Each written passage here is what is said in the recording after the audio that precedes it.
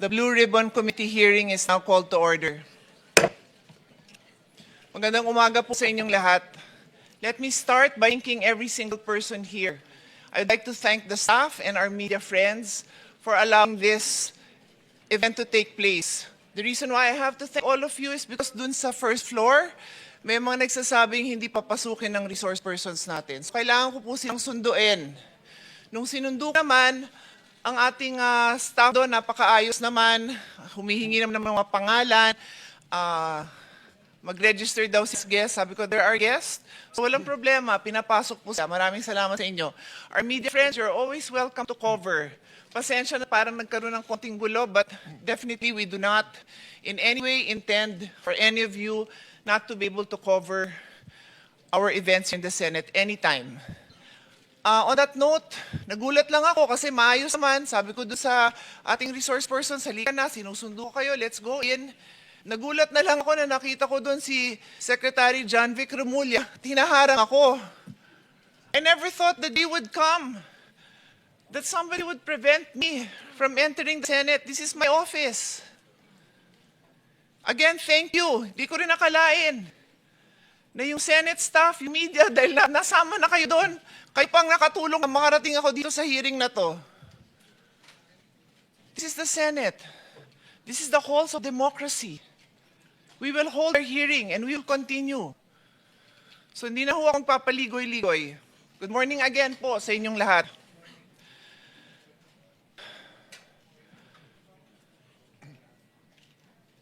Before I begin, I'd like to address a very important thing. Yesterday, a session was purportedly held by 12 senators, 12 po, in which committee assignments were declared vacant and chairmanship of this very committee, this committee on the Blue Ribbon, was allegedly replaced. I stand before you today to state clearly and unequivocally that session was invalid. Wala po silang 13. Kahit grade 1, marunong magbilang. Kailangan ng 13.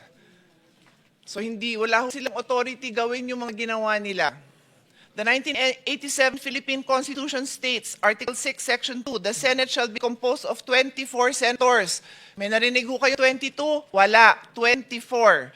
Article 6, Section 16.2, a majority of each house shall constitute a quorum to do business. Rule 2, Section 2 of the Senate rule states, the officers of the Senate shall be elected by the majority vote of all its members. Majority vote is 13. When 12 senators convene and purportedly held session, how can that be valid? Nung tumayo po si Senator Gatchalian at sinabi niyang, ang dami hong posisyon, di ko na humaalala lahat. Acting, presiding officer, Senate President Pro Temp, Acting Senate President. Paano nangyari yon? Buhay pa po si Senator Legarda. Kailangan po 13. Sabi nga the officers of the Senate shall be elected by the majority vote of all its members. Buhay pa si Senator Legarda, hindi pa ho siya pinapalitan. Kaya hindi ho pwedeng magkaroon ng another Senate President Pro Temp. I also say this for the sake of our staff na litong-lito na sa ginagawa ng mga kasama natin. Yan po ang reason kung bakit tuloy ho tayo because I would happily give up this position. Alam niyo po yun, hindi ko pinapangarap na maging chairman dito. I'm just doing my job. So I just needed to lay that on the basis para hindi na issue yon kung bakit ako nag-hearing, kung bakit tayo may hearing today. I have a longer speech, but because of the events that have transpired, I want to give floor to the Senate President, and then I will turn this over to the subcommittee chairman, Senator Marcoleta. I have already issued a letter to him. Later on, babasahin ko. Nasa karapatan ko din po yon as chairman of the committee. Kine-question nyo nung sinabi ni Senate President na magkakaroon ng subcommittee. Napakaluwanag din sa rules namin. The chairman can create any subcommittee anytime. It can be verbal, it can be written, it can be text. Lahat na ng versions ng ginawa ko. So valid po itong pag-create natin ng subcommittee. In any case, nandito din po ako.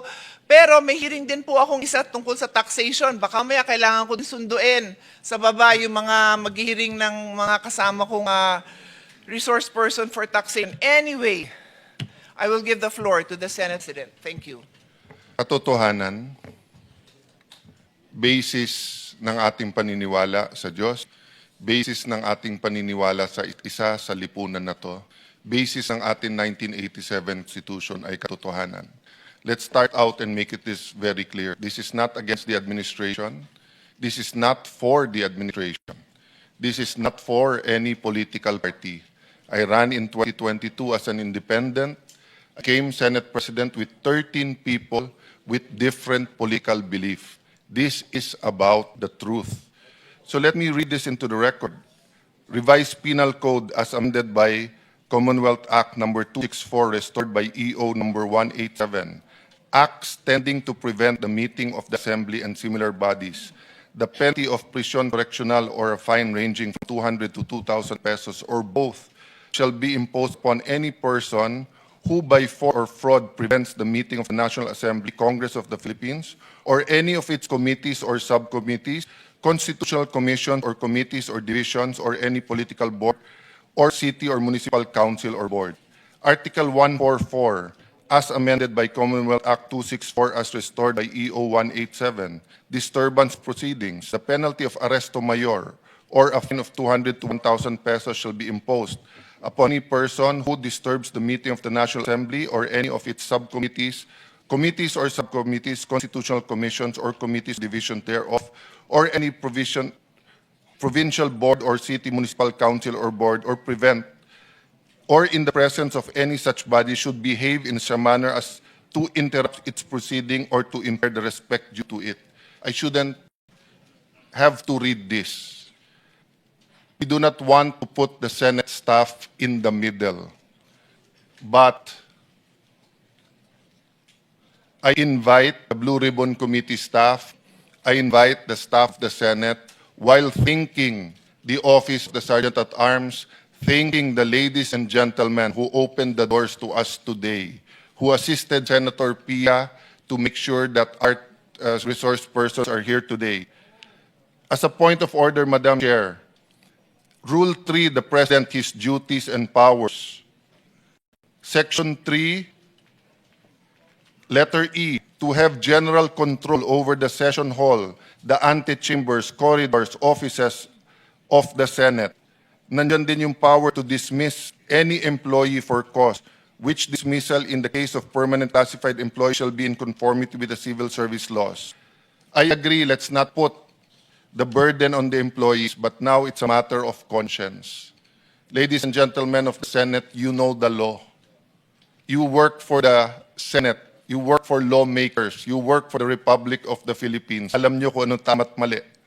Dun sa hindi nakakasiguro, let me read you the rule. Section 1, the Senate shall elect in the manner provided, hereafter provided, President, a President pro tempore, a Secretary, a Sergeant at Arms. These officers shall take their oath of office before entering the discharge of their office, their duties. Section 2, the officers of the Senate shall be elected by a majority vote of all its members. All its members, 13 po ang kailangan.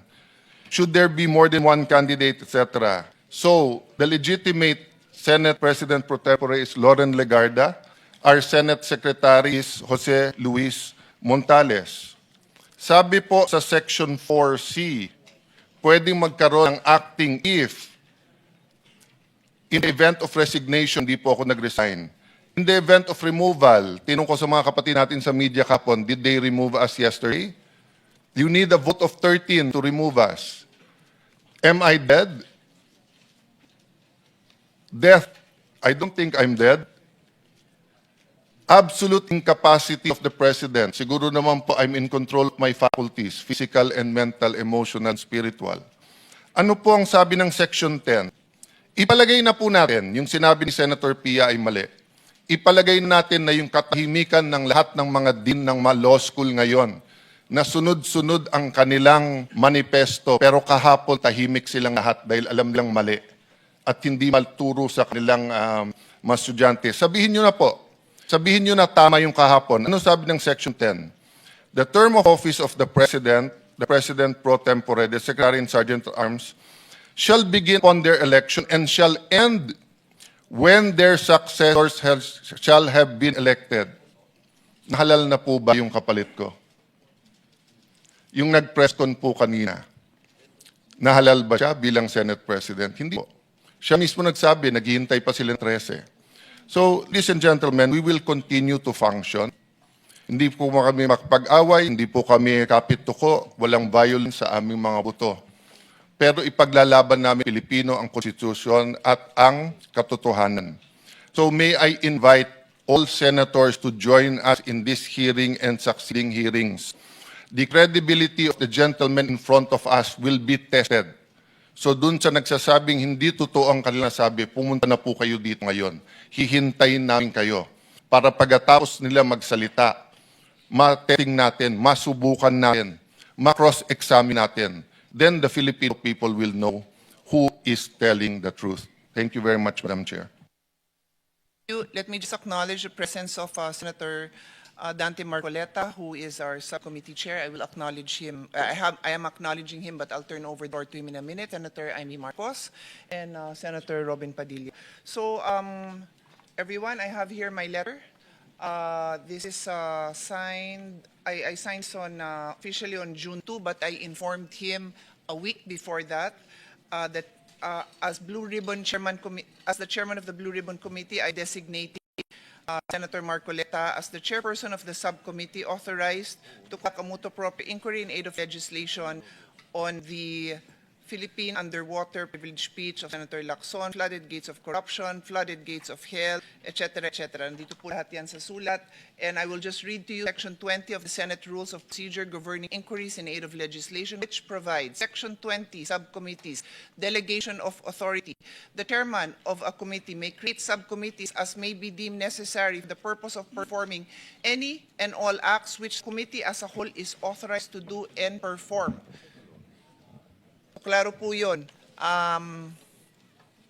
Sayang lang siya ang time at ang energy ng tao na yung mga kasamahan mismo natin sa Senate ay nagbibigay po ng reason for people to doubt that this subcommittee is authorized to be formed. It is. So it's very clear in our rule. Hindi na to dinidebate kung gusto lang naman ng mga tao na maliwanag. So on that note, I will move to the side so Chairman Dante can take over.